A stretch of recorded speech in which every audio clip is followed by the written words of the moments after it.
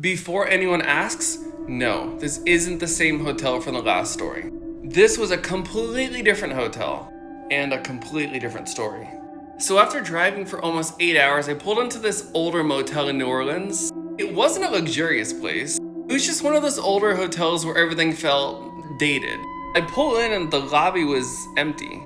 But finally I see the clerk and they hand me the key and say breakfast starts at 6. That was really all they said. So I was on the second floor, room 209, but the hallways were like completely silent. No TVs, no one talking, nothing. I heard no doors opening. So I get in the room, unpack my bag, watch a little TV, eventually fall asleep like 30 minutes later.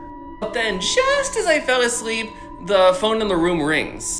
I looked at the clock and it was like 4 a.m. It was already late by the time I checked in. I ignored it, but it just kept ringing. So finally I answered him like, hello? And for a few seconds, nothing, just static.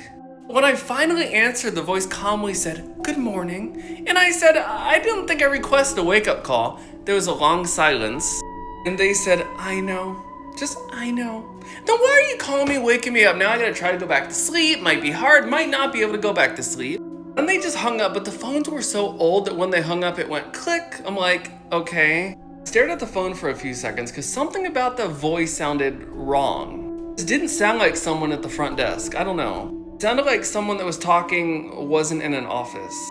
It sounded like they were whispering directly into the phone. I convinced myself I was just tired. So I told myself it had to be the front desk or someone dialing the wrong room. So about 5 minutes later, I closed my eyes and the phone rings again. So I answered, hello. This time the voice said, I've been waiting for you to answer. Then the voice said, now that you answered, and that's when I sat up in bed, like catapult. I'm like, so I said, I just checked in tonight. There was like a long pause. The voice said, I